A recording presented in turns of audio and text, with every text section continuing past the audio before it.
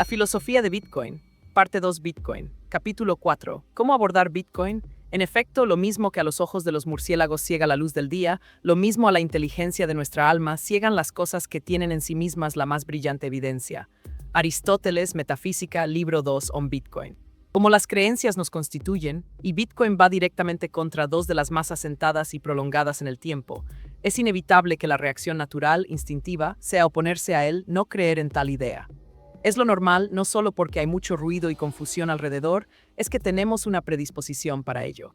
Por si fuera poco, Bitcoin tiene una barrera de entrada enorme, y no me refiero a su precio, pues se pueden adquirir fracciones, satoshis, ni a que haya que pertenecer a un club, obtener un título o ser de algún país en concreto. Todo lo contrario, es un bien económico de una naturaleza distinta, que no entiende de clases sociales, nivel económico ni razas, solo requiere que una persona quiera acceder a él e Internet. La barrera de entrada es lo extraordinariamente complejo que resulta ser. Nos encontramos ante algo multidisciplinar, de una naturaleza radicalmente distinta y una innovación conceptual y tecnológica solo equiparable al origen de la moneda como hemos visto. A la pólvora, que cambió la configuración de los ejércitos y modificó la lógica de la violencia. O a Internet, que ha supuesto la descentralización de la producción, la distribución y el acceso a telecomunicaciones e información de forma global. Por todo ello, para la gente que no comprende el giro radical que supone ni su naturaleza, lo natural es menospreciarlo, en especial cuando da un paso atrás en el precio. Trataré de mostrar que Bitcoin equivale a descubrir el oro, pero con mejores cualidades dinerarias, a inventar la contabilidad por partida doble, pero con un libro mayor global, público, y que supone un nuevo grado de inmutabilidad y verdad.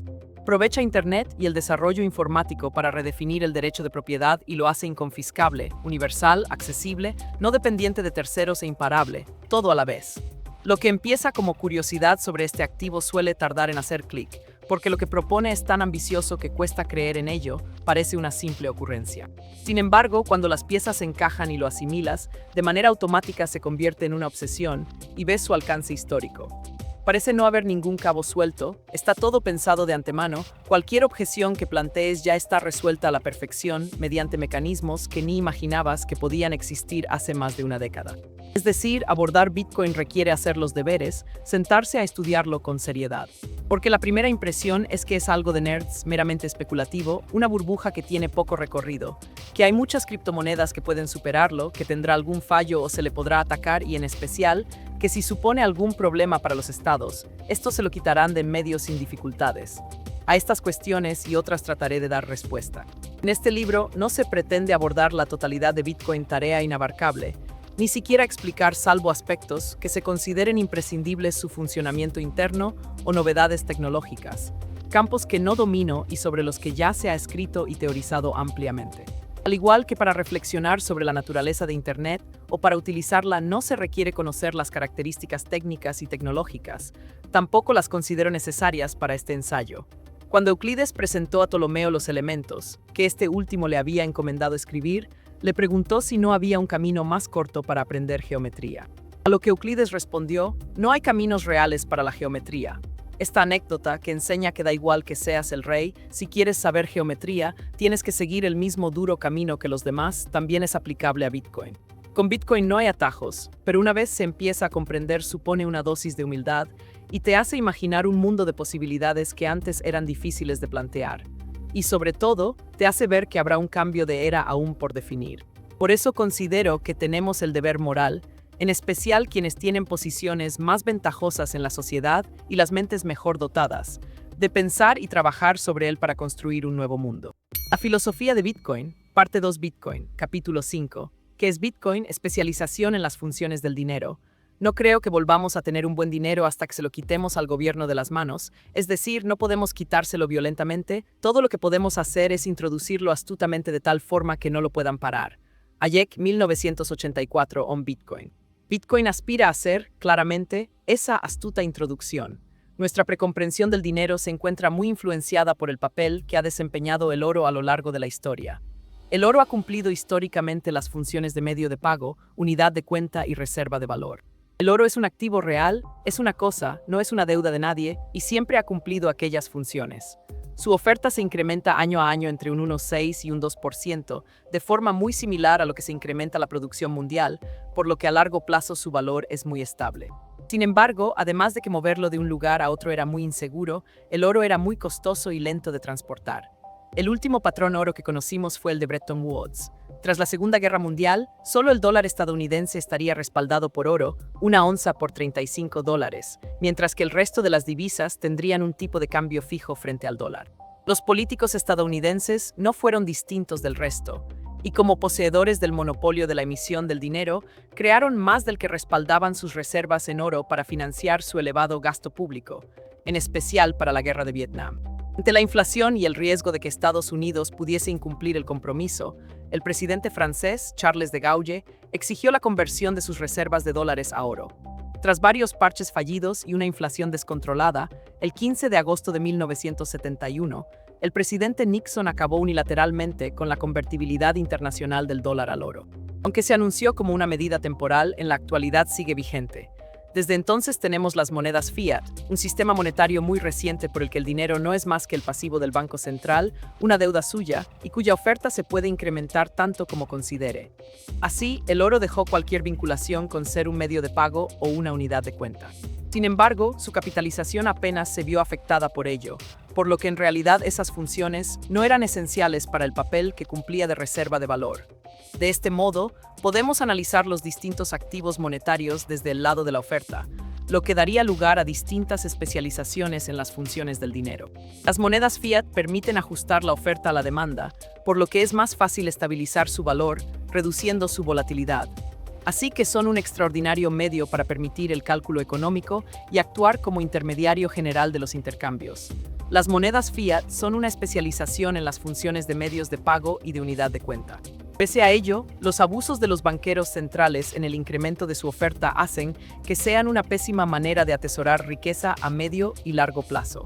En esos periodos todas las monedas fiat sufren enormes devaluaciones. No obstante, aunque sean un pésimo vehículo de ahorro, son extraordinarios medios de intercambio para lapsos cortos, tienen mucha liquidez intratemporal, permiten fijar los precios y establecer contratos denominados en ella. Por su parte, el oro sigue siendo una extraordinaria reserva de valor, porque al incrementarse su oferta de forma similar al incremento de la producción global, la demanda de oro se ajusta a medio y largo plazo a la oferta, manteniendo estable su poder adquisitivo, si bien en términos de este apenas se revaloriza. Se dice que hoy una onza de oro puede comprar lo mismo que en el Imperio Romano, en aquellos tiempos una buena túnica y unas sandalias, hoy un buen traje y unos zapatos. Es un activo real especializado en mantener el valor en el tiempo. Entonces, ¿qué lugar le queda a Bitcoin? La oferta de Bitcoin es determinística, es decir, ya está definida en su calendario de emisión y es inmutable. Sin embargo, por errores en la custodia, la cantidad de Bitcoin disponible se reduce. Esto es, llegado a cierto punto, su oferta será deflacionaria. Al tener una oferta fija, los cambios en la demanda se ajustarán siempre vía precio, lo que convierte a Bitcoin en un activo inherentemente volátil, dificultando las funciones de unidad de cuenta y medio de pago generalmente empleado. Nos encontramos así ante un activo con una oferta deflacionaria a largo plazo y con unas propiedades únicas que analizaremos más adelante que empujan su demanda al alza en el largo plazo. Por su volatilidad, será un mal activo para quienes tengan necesidades de liquidez a corto plazo, pero para los agentes solventes será un vehículo extraordinario para aparcar riqueza, liquidez intertemporal. Es un activo real digital especializado como depósito o reserva de valor. De hecho, es el activo que más se ha revalorizado de la historia. Los economistas contemporáneos tienen una visión medio paguista del dinero, claramente sesgada por las monedas fiat, por eso son ellos los que peor entienden Bitcoin. Los que están en contra, porque consideran que por no ser emitida por un Estado o por su volatilidad nunca será un medio de pago. Los que están a favor, porque se centran en desarrollar las funciones de medio de pago en Bitcoin, cuando esa no es su función esencial. No se diseñó para pagar cafés. No se trata de pensar Bitcoin desde las categorías y las ideas preconcebidas que tenemos, sino que repensemos todas estas ideas, teorías y categorías a la luz de Bitcoin. Lucas 16:1-13, no podéis servir a Dios y al dinero, o el poderoso caballero es don dinero, de Quevedo, nos recuerdan que nuestra visión del dinero está estrechamente vinculada al atesoramiento de riqueza. Un dinero que se diluye entre las manos, como las monedas fiat, no es digno de tal nombre. ¿Qué es Bitcoin? Bitcoin resuelve una serie de problemas históricos fundamentales. Nick Szabo, Bitcoin Conference 2021 on Bitcoin. Para comprender de manera adecuada qué es Bitcoin necesitamos verlo desde una doble perspectiva. Por un lado, desde la historia del dinero y de aquellos activos que utilizamos para transportar valor en el tiempo, como el oro. Por otro lado, desde las dificultades que presenta el ámbito digital para crear una mercancía con buenas propiedades para cumplir esos fines. Una vez vista la primera, vamos con la segunda. Un bien solo es considerado económico cuando es escaso, dado que si no es escaso no hay razón alguna para acapararlo ni intercambiarlo, por muy valioso que sea, como por ejemplo, el aire que respiramos. Este aspecto, que es la primera lección de cualquier clase de economía, con los bienes digitales es problemático porque son meramente conjuntos de datos y, por lo tanto, las unidades se pueden multiplicar sin apenas coste. Por ejemplo, podemos distribuir una misma imagen a través de una aplicación de mensajería a múltiples personas, pero el hecho de poder replicarla tantas veces como se quiera impide que sea un bien escaso y, por eso, que merezca la pena atesorarlo. Además, la posibilidad de su reproducción ilimitada equivale a la falsificación. Imaginemos que 100 unidades monetarias de nuestro banco pudiesen ser enviadas a muchas personas a la vez. Problema del doble gasto. Este obstáculo se podría resolver introduciendo a un tercero que haga de intermediario y que garantice que esa imagen o esas 100 unidades monetarias no puedan ser reenviadas, como por ejemplo, hacen las plataformas de series y películas o los bancos con nuestras monedas digitales. Pero si tienes que depender de un tercero, hay una serie de riesgos considerables, dado que dependes de su diligencia, estás sometido a sus normas, si tiene problemas técnicos te ves perjudicado en tu servicio, puede establecer mecanismos de censura, puede ser atacado, puede quebrar, puede ser intervenido por el Estado e impedir mantener la privacidad, problema del tercero de confianza. Bitcoin consigue resolver estos dos problemas al crear el primer activo digital escaso que no depende de terceros.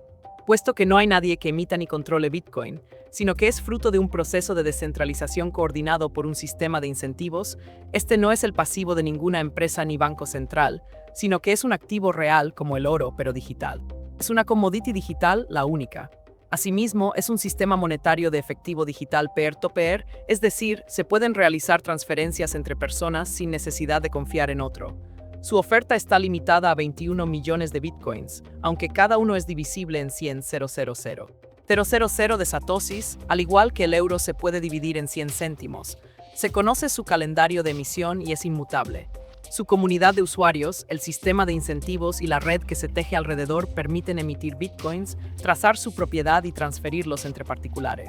Además, es de código abierto, lo que permite un mayor número de programadores para su desarrollo y para descubrir sus posibles fallos, por lo que cualquier innovación tecnológica o necesidad de mejora también se puede implementar por consenso de la red. Una red descentralizada cuya única preocupación es asegurar el sistema y mejorarlo. Como ya he comentado, el dinero no es más que un sistema de registro de valor. Un sujeto intercambia X con B y a cambio recibe y en un momento O. Mientras que en la actualidad el principal papel de los bancos al margen de la intermediación financiera y la inversión y alguna política es el de evitar el doble gasto de tu dinero digital, es decir, custodiar tus fondos y hacer un registro de lo que ha enviado a BNO. Pues lo que hace Bitcoin es cumplir ese papel mejorándolo en todos los aspectos, y eso es lo que trataré de desarrollar. Bitcoin te permite autocustodiar tu Bitcoin, not your case, not your coins. Tiene un registro público inmutable, sellado temporalmente, de todas las transacciones que simultáneamente permite verificar su orden temporal, impidiendo que bitcoins que han sido enviados antes puedan volver a ser enviados, resolviendo el problema del doble gasto. Esto es la blockchain de Bitcoin.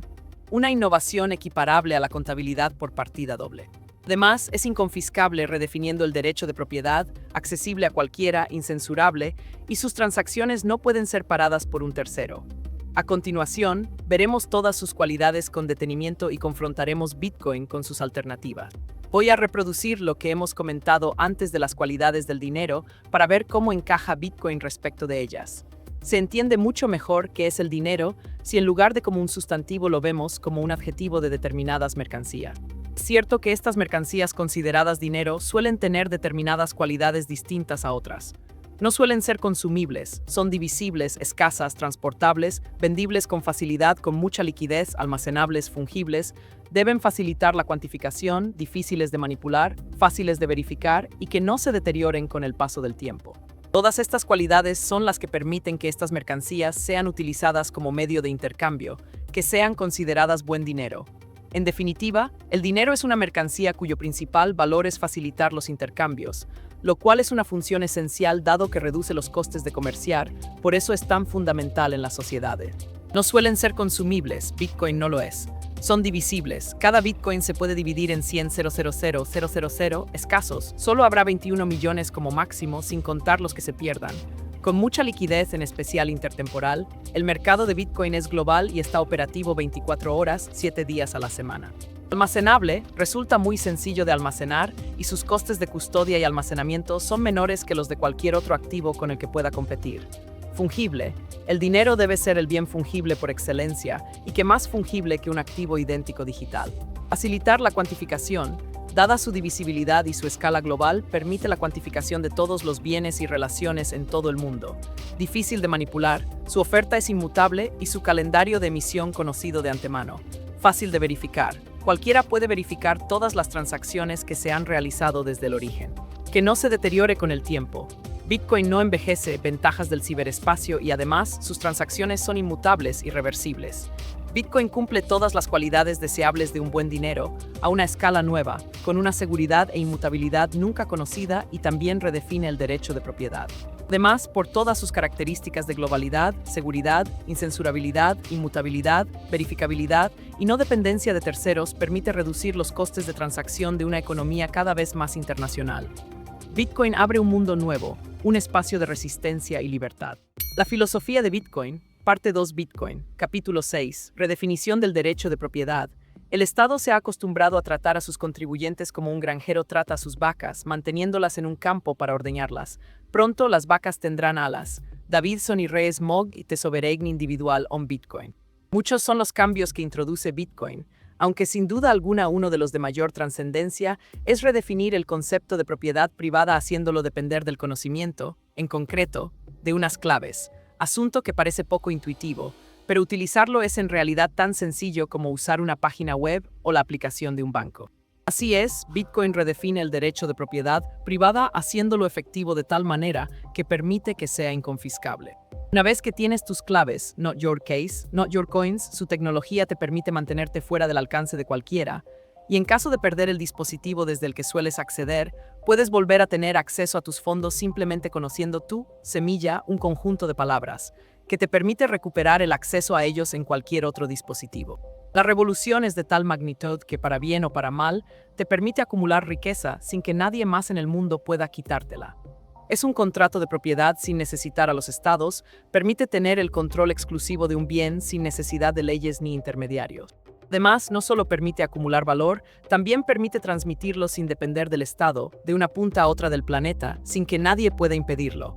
Esto, que parece difícil, lleva siendo así más de una década. Al suprimir la dependencia de un tercero, evitas la posibilidad de la censura o de cualquier limitación a tu propiedad e incrementa la seguridad haciendo depender esta del conocimiento. Esto supone un cambio jamás conocido en la historia, ni siquiera planteado. Cualquier bien corpóreo puede ser confiscado, pero en el ciberespacio, la soberanía del Estado no tiene poder, por lo que se pueden construir nuevas categorías antes simplemente impensables. En las sociedades actuales, la propiedad privada depende del Estado, de su regulación, de sus registros, de sus impuestos y confiscaciones, de las decisiones judiciales, de su censura. Con Bitcoin se crea un espacio a escala global en el que no pueden arrebatarte lo que allí tienes ni impedir que lo envíe. De este modo, en lugar de verlo meramente como un sistema monetario alternativo, Bitcoin se entiende mucho mejor cuando lo consideramos como un sistema global de derechos de propiedad privada absolutos sobre un activo real digital. En el mundo occidental gastamos cantidades ingentes de recursos para gozar de seguridad jurídica, para disponer de una propiedad privada muy limitada, en la que la decisión última siempre recae en el Estado. Necesitamos sistemas judiciales, leyes, registros de la propiedad, notarios, policías, ejércitos, administraciones, abogados, etc., para hacer efectiva la propiedad.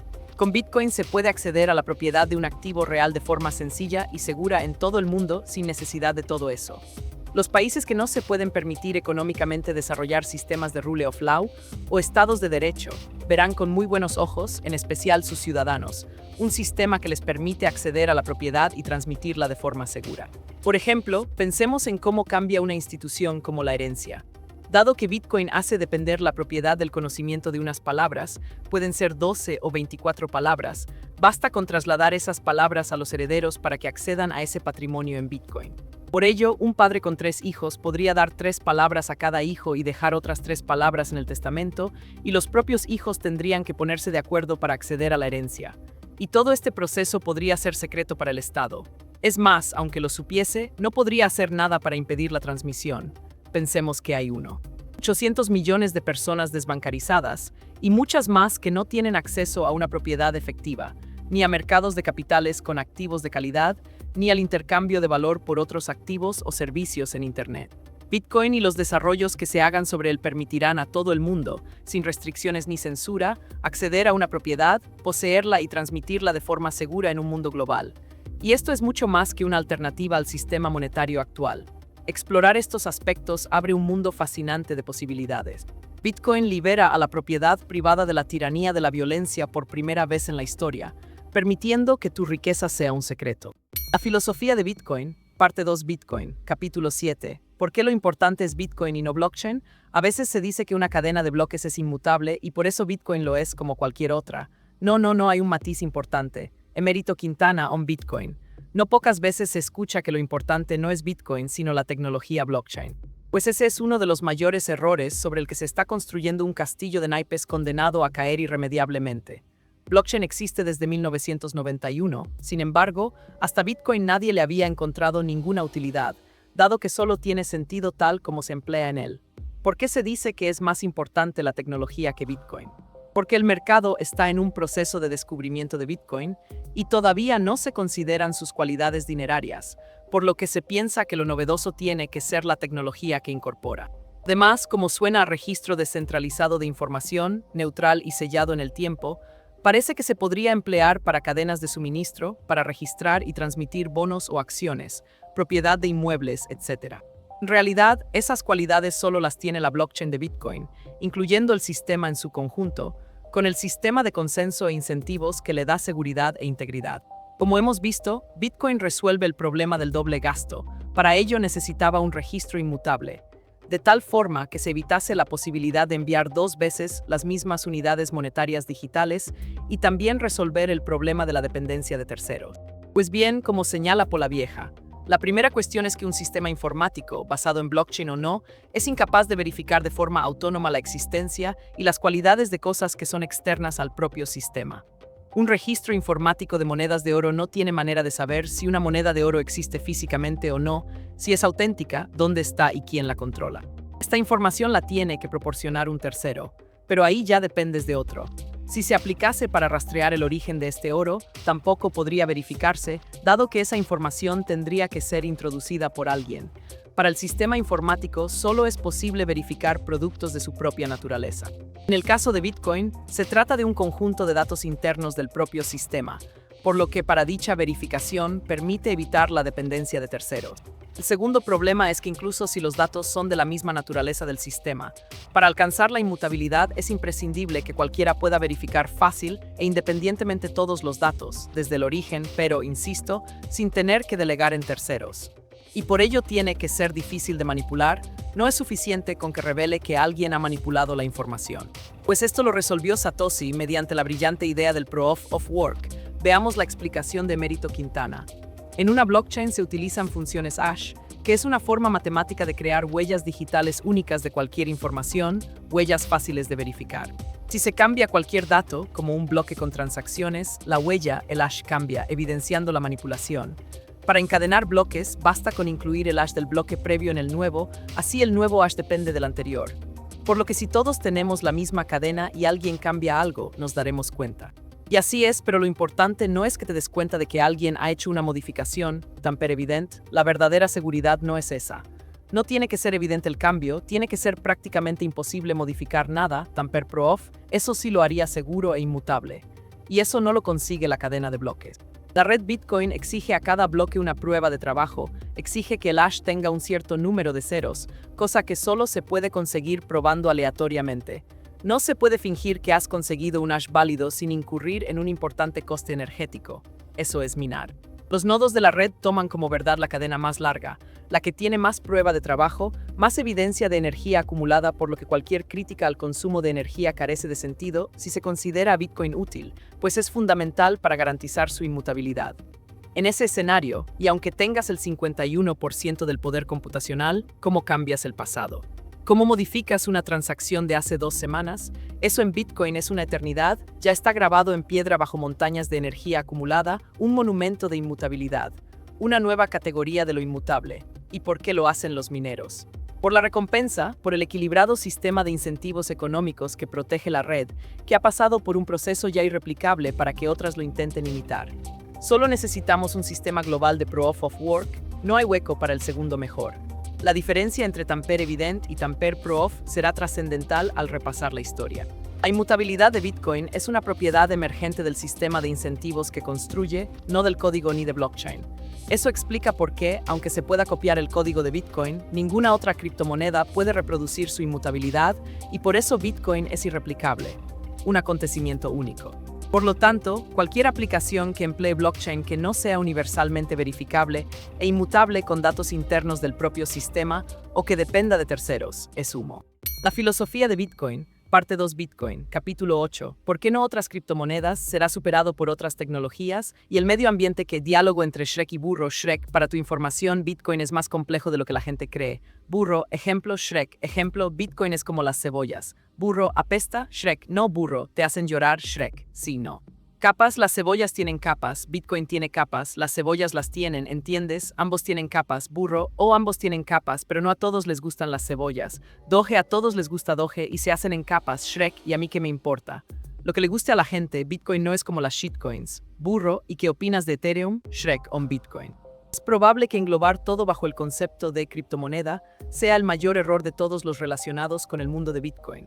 Bajo este error y el anterior, la blockchain, se ha instalado la idea de que hay nuevas alternativas en competencia, disruptivas, que plantean una alternativa al sistema monetario establecido, y se ha comenzado una carrera por ver cuál será el siguiente Bitcoin. Hay miles de criptomonedas, ¿por qué va a ser la de Bitcoin la ganadora?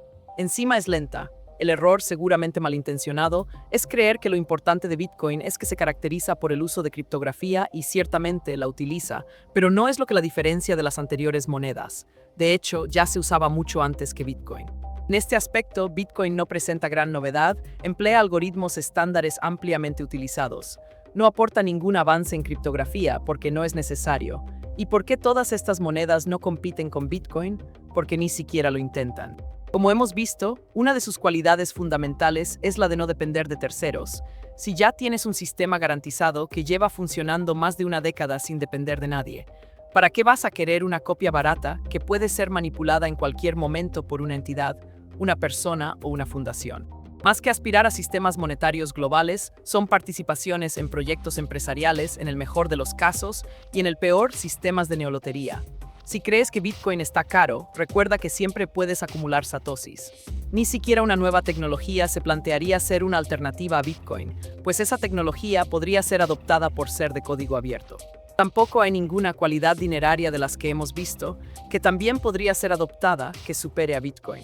En definitiva, ninguna plantea una alternativa a Bitcoin, ni siquiera Ethereum, pues no tiene sentido tener grandes saldos de tesorería en una moneda cuya virtud son los smart contracts y cuyo crecimiento se basa en el castillo de naipes de la tecnología blockchain y las criptomonedas.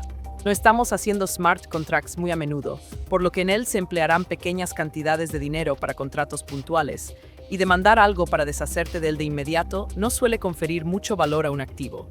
Pese a ello, si continúa la especulación de si será el próximo Bitcoin, siempre podrá seguir a rebufo. Día tras día brotan cientos de nuevas shitcoins que se proclaman las mejores por ser las más rápidas y menos costosas, y por procesar más transacciones por segundo a mejor precio. Pero, de nuevo, eso es no entender el problema que soluciona Bitcoin. Para eso ya teníamos PayPal. Aquí de lo que se trata es de permitir la verificación universal sin depender de terceros para evitar el doble gasto. Y para eso la lentitud de la capa base es una virtud, no un defecto, pues aporta seguridad. Para que cualquiera pueda verificar todo, Bitcoin limita el número de transacciones que se pueden incluir en cada bloque y mantiene cierto tiempo entre bloque y bloque. Esta limitación es lo que hace que el coste de transacción de un envío aumente cuando la demanda supera esta capacidad limitada. El coste es consecuencia de la demanda, ya que la capacidad para que una transacción sea incluida en el bloque se subasta procesando primero las transacciones de los usuarios que están dispuestos a pagar más, lo que también forma parte del sistema de incentivos para asegurar Bitcoin. Asimismo, hay que recordar que Bitcoin no está para pagar cafés, como tampoco lo está el oro. Para ello no tenemos problemas en el día a día, sí para ahorrar y tener un activo como reserva de valor, aunque se pueden implementar aplicaciones que sí permiten hacer micropagos baratos en otras capas, como Lightning Network. En el origen de Internet también hubo una guerra, las Protocol Wars, en la que varios tipos de protocolos de comunicación se postulaban como candidatos a ser el sistema central de las comunicaciones y la información descentralizadas a escala global, muy similar a nuestra situación actual. Dependiendo de lo que demande el mercado, Bitcoin terminará imponiéndose o no. En aquella guerra venció el protocolo TCP/IP porque permitía un mayor grado de conectividad. En esta guerra, Bitcoin es el más seguro. En cuanto al consumo energético, que es una de las críticas más frecuentes, hay muchos supuestos erróneos. El principal es partir de que Bitcoin es inútil. Los coches eléctricos también consumen electricidad, pero los coches son útiles, los usuarios pagan su electricidad y ya. Bitcoin es un sistema monetario global 24/7, totalmente accesible. Con Bitcoin cualquiera puede desarrollar negocios, ni políticos ni banqueros pueden manipularlo, etc. Así que parece útil, y por ello razonable, que para garantizar su inmutabilidad y seguridad, como ya hemos visto, consuma la energía necesaria para sostener dicho sistema. Por si fuera poco, la posibilidad de la total deslocalización del consumo de energía que tienen que realizar los mineros podría solucionar gran parte del desperdicio de energía que se produce en el mundo, dado que buscarán la energía más barata. Y no hay energía más barata que la que se desperdicia desde los centros de producción por los costes que tiene trasladarla a la red. A la vez, fomenta las formas de producción de energía que se generan a un ritmo constante, como la hidroeléctrica, por ejemplo. Muchos proyectos de renovables se desechan por la volatilidad de su producción respecto a la demanda esperada, que hace que buena parte del tiempo se malgaste energía. Bitcoin soluciona tales picos haciendo viables esos proyectos. Y por si fuera poco, permitiría amortizar las infraestructuras eléctricas en países en vías de desarrollo, que tienen mucha sobrecapacidad en origen. Pero nada de esto puede compararse con el verdadero efecto que produciría la adopción de Bitcoin por la mayoría de la población. Me explico. En nuestros días, el consumismo es lo que provoca la mayor parte del impacto ambiental. ¿Qué pasaría si una mayoría significativa del mundo tuviese un dinero que con el paso del tiempo se revaloriza de forma constante en el largo plazo? Que tenderían a atesorarlo, a no consumir tanto y a no desprenderse de él, bajaría su preferencia temporal. Bitcoin abre la posibilidad a todo el mundo de ahorrar, de hacer un uso más racional del dinero.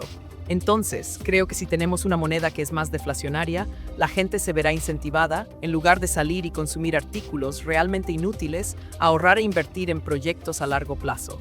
Creo que no es el consumo lo que impulsa realmente el crecimiento sostenible a largo plazo. Lo que realmente aumenta nuestra calidad de vida son los proyectos a largo plazo de tecnologías, investigación y cosas por el estilo. Las mejores cosas que jamás se han creado fueron esfuerzos de 10, 20, 30 años, en lugar de ir a comprar algo inútil, ¿verdad? Los bancos centrales no cesan de estimular la economía generando una oferta monetaria cada vez mayor, que tiene como efecto crear nuevas unidades monetarias para gastar, depreciando la propia moneda, esto es, que hoy valga más que mañana y por lo tanto, que sea mejor gastarlo y no atesorarlo, dado que si lo dejas en el banco pierde valor.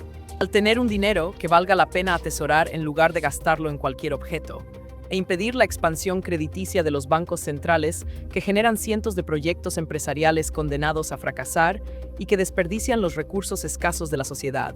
El impacto a largo plazo de Bitcoin en el mundo podría ser el de corregir este consumismo. La filosofía de Bitcoin, parte 2 Bitcoin, capítulo 9, la volatilidad. La volatilidad es información que todavía no se ha digerido, no existe una volatilidad alta, lo que existe es una exposición incorrecta a un activo volátil. Adolfo Contreras on Bitcoin. Una de las supuestas críticas más repetidas a Bitcoin es que es muy volátil, y ciertamente así es. En realidad, su precio es extrínseco a él y señala algo muy importante. El mercado está en un proceso de descubrimiento de qué es Bitcoin, pero lejos de ser un inconveniente, es muy deseable. Al fin y al cabo, sin volatilidad seguiría valiendo $1. Bitcoin no es una empresa ni cuenta con un departamento de marketing, se tiene que dar a conocer de alguna manera. Los nuevos proyectos empresariales son muy difíciles de valorar. Si entras al principio, corres el riesgo de que no llegue a buen puerto. Si entras al final, dejas pasar una oportunidad de negocio única. Solo con una tesis de inversión apropiada, en la que analices qué compras, puedes valorar de manera adecuada ese activo y mantener el convencimiento al margen de su precio. Pasa igual con los futbolistas. Cuando escasean las estrellas y su precio se dispara, los mercados de fichajes se vuelven locos con los precios de las futuras promesas tratando de discernir cuál será mejor y cuál peor.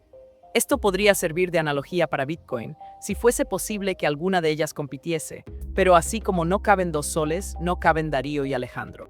Es un activo tan ambicioso que su valor podría superar por mucho al mercado del oro y la plata, pero es tan novedoso que muchos creen que en el futuro valdrá cero. Si en el futuro se convierte en uno de los activos más capitalizados del mundo, será porque el mercado habrá descubierto que es una alternativa mejor que todos sus competidores. Como analizaremos en el siguiente capítulo, darse cuenta de eso supone la apuesta más asimétrica que hay, pero esto solo está comenzando. Como señala Adolfo Contreras, la volatilidad es información no digerida, un cartel luminoso que indica que hay gente que se está dando cuenta de que aquí está pasando algo que otros ni siquiera atisban. A mí me salió muy caro no entenderlo en un primer momento, y si no hubiera sido porque volvió a subir de precio, porque seguía ahí cuando yo lo daba por muerto, no le habría prestado atención. La volatilidad es lo que permitirá su adopción, y cuanto mayor sea su adopción comprendiéndolo, menos volátil será.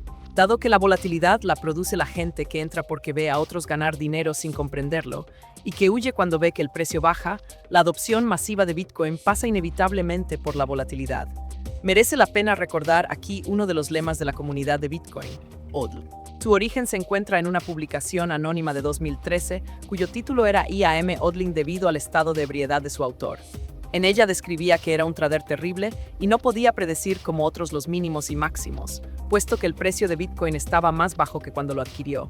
Así que llegó a la conclusión de que los traders solo podían llevarse su dinero si vendía, y que solo una persona de mente débil vendería sobre la base del miedo, y que iba a ignorar su miedo y mantener sus Bitcoins. Esperamos que desde entonces nuestro amigo haya odiado sus Bitcoins. Esta historia nos pone ante una realidad. La dificultad de comprender Bitcoin deriva en una tremenda volatilidad por la asimetría de información que hay en el mercado. El que compra sin saber lo que compra no sabe cuánto vale Bitcoin, y cuando su precio baje se asustará y venderá o lo pasará muy mal con la volatilidad. Por eso es recomendable estudiarlo antes. Si no lo entiendes y llevas mal la volatilidad, Bitcoin no es para ti, al menos de momento, si aún así quieres formar parte. HODL. Bitcoin no tiene que hacer nada más que lo que lleva haciendo más de una década, ser inmune a todo el ruido a su alrededor y seguir a su ritmo. Y eso hará. Cuando despertó, Bitcoin todavía estaba allí. La filosofía de Bitcoin, parte 2 Bitcoin, capítulo 10, contra que compite Bitcoin, elegimos un crecimiento volátil sobre una degradación estable.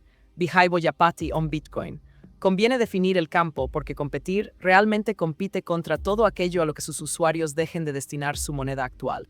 Pero por la naturaleza del bien, Bitcoin es un activo entre otra clase de activos, aquellos que actúan como medios de intercambio, tanto entre personas transferencia de propiedad como intercambios con mi yo futuro ser propietario a lo largo del tiempo. Las monedas fiat actuales cumplen estos requisitos, pero no son las únicas. Los bonos, las acciones, los depósitos, el oro, los inmuebles, la deuda pública, los fondos de inversión y de pensiones, el arte, etc., también se caracterizan por ello, pues en un porcentaje significativo actúan como reserva de valor. Como vemos, estos bienes pueden ser tanto tangibles como intangibles contratos, y para llevar bien el registro de propiedad de los mismos dependen en gran medida de los estados, tanto de su regulación como de los contratos y de la propiedad, de sus necesidades, expansión monetaria e impuestos, por lo que su seguridad depende del Estado, algo que podría ocasionar problemas si éste entra en crisis. Además, desde la invención del telégrafo, los bienes tangibles son poco eficientes como registro de la propiedad, y para agilizar y reducir los costes de comerciarlos, se han ido haciendo abstracciones, como vales, contratos o digitalizaciones. Asimismo, la oferta de todos estos bienes es variable, desde las monedas de los estados, que pueden crear tanta como quieran, al oro, cuya oferta se incrementa entre un 1, 6 y un 2% al año. Dentro de estos activos hay algunos que también tienen riesgo de contrapartida. Esto es, que una de las partes incumpla su obligación, por ejemplo, tener un depósito dinerario y que la entidad quiebre y no poder retirar tu dinero. Y hay otros que tienen riesgo de redenominación, es decir, la sustitución proporcional de una moneda por otra. Por ejemplo, en varias ocasiones en Venezuela se le han quitado ceros a la moneda, o en un caso hipotético de ruptura del euro, que los países que queden fuera tengan que volver a sus monedas nacionales devaluadas. Si bien a cambio el Estado da cierta seguridad, según el país del que se trate, también hay que decirlo a estos activos. Una breve historia de la economía nos hace ver enseguida que la tónica general es devaluar las monedas, subir impuestos, una justicia lenta y grandes regulaciones y confiscaciones. Y sí, hasta el oro ha sido confiscado. Bitcoin frente a sus alternativas. No hay nada mejor para que los hombres orienten correctamente sus intereses económicos que observar los grandes beneficios obtenidos por aquellos individuos más hábiles que decidieron aceptar, durante mucho tiempo, bienes de alta capacidad de venta a cambio de todos los demás. Carl Menger on Bitcoin.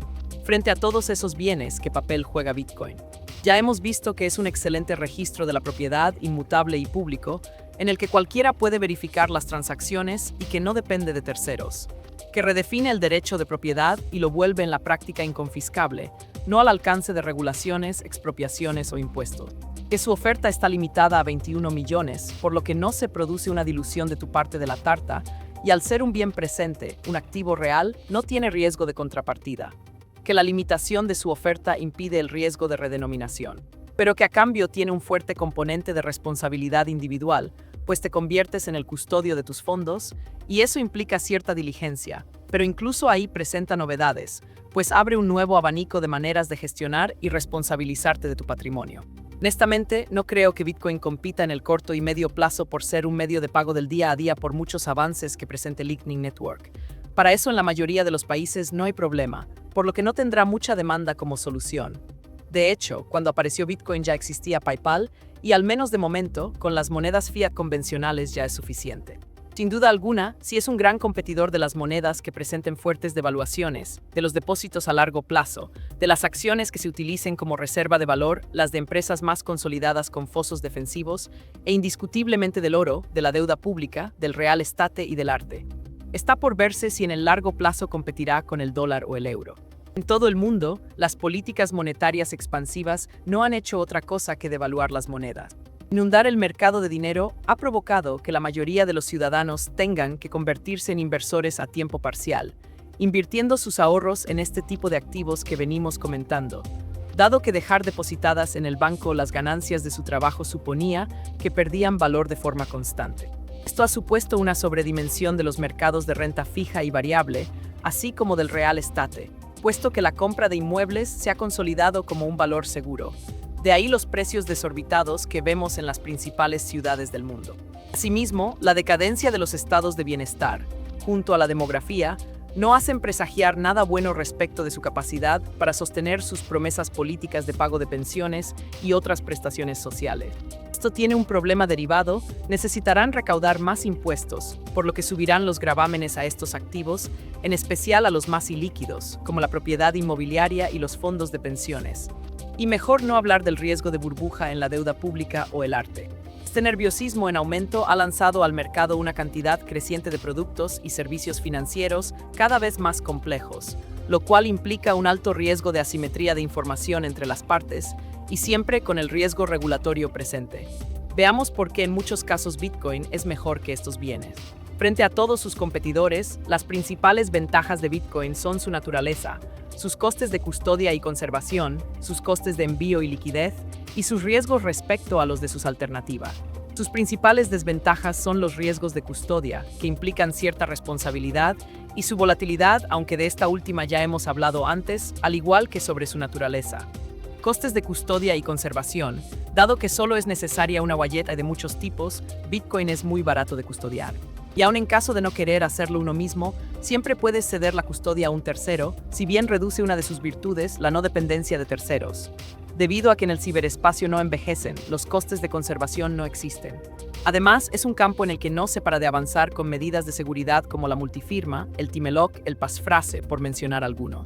¿Cuál es el coste de custodia del oro? ¿Qué coste de conservación y vigilancia tiene un edificio o una obra de arte? Costes de envío y liquidez. En Bitcoin los costes de envío son variables en función de la saturación de la red, no suelen suponer una cantidad significativa.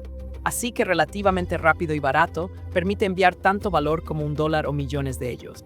Al ser un mercado global que funciona 24 horas, 7 días a la semana, sin que nadie pueda pararlo ni impedirlo, su liquidez es muy elevada, en especial la intertemporal. ¿Cuánto cuesta enviar cientos de millones en oro? Y en obras de arte, ¿cómo liquidar 1.000 millones en activos inmobiliarios? En cuanto a sus riesgos, los hay de 4 tipos: regulatorios, de contrapartida, de oferta y por conflictos. Riesgos regulatorios. En las últimas décadas, el dinero en circulación, las regulaciones y los impuestos han experimentado un notable crecimiento y nada parece indicar que vaya a cambiar la tendencia. Frente a eso, Bitcoin ofrece un espacio de libertad y seguridad y, por lo tanto, de tranquilidad donde no te afecta. El sistema de incentivos de Bitcoin proporciona más certeza jurídica que la arbitraria y creciente regulación de los estados. ¿Qué opciones hay de que los estados dejen de devaluar sus monedas? ¿Qué perspectivas hay de que no se incrementen las regulaciones? Tras una crisis como la del coronavirus, ¿qué se puede esperar de los impuestos sobre todos los activos, en especial los más ilíquidos? Los políticos dejarán los fondos de pensiones privados intactos sabiendo que allí hay dinero acumulado. Riesgos de contrapartida. No son pocas las veces que un tercero ha incumplido su obligación. De hecho, todo el desarrollo del derecho a lo largo de la historia se debe, precisamente, a que hay quien incumple sus obligaciones y contratos. Bitcoin es un activo real, un bien presente, por eso no tiene que estar respaldado por nada del que dispones, y salvo que lo mantengas en un exchange o bajo la custodia de un tercero, not your case, not your coins, no tiene riesgo de que alguien no te lo dé. ¿Ha quebrado alguna vez un banco y no ha podido devolver el dinero a sus depositantes? ¿Ha quebrado alguna vez un estado y no ha podido hacer frente a sus obligaciones? ¿Ha quebrado alguna vez alguna empresa y no ha podido hacer frente a sus obligaciones? Demasiadas. Riesgos de oferta. La oferta de Bitcoin es fija, son 21 millones de unidades y conocemos de antemano su calendario de emisión. ¿Cuántos dólares se pueden emitir? No hablemos ya de otras monedas. ¿Quién te garantiza que no va a aparecer un competidor de la empresa que tiene acciones y lo va a expulsar? Se podrá seguir emitiendo deuda pública indefinidamente a estos niveles. Por último, los riesgos por conflictos. Bitcoin es inconfiscable y no depende de terceros, por lo que su portabilidad es total y su invulnerabilidad muy alta. Puedes cruzar una frontera con millones de dólares en tu cabeza. La mayor parte del mundo vive en lugares seguros, pero ¿qué garantía hay de que siga siendo así siempre? La historia no es más que la sucesión de conflictos entre diferentes potencias. Warner Change. En caso de que suceda, ¿qué parte de tu patrimonio estaría a salvo o podrías llevar contigo y liquidarlo en cualquier parte del mundo? Todavía estamos en los inicios de Bitcoin, en un procedimiento de descubrimiento de sus cualidades por parte del mercado. Me parece que no son pocas sus ventajas frente a sus competidores.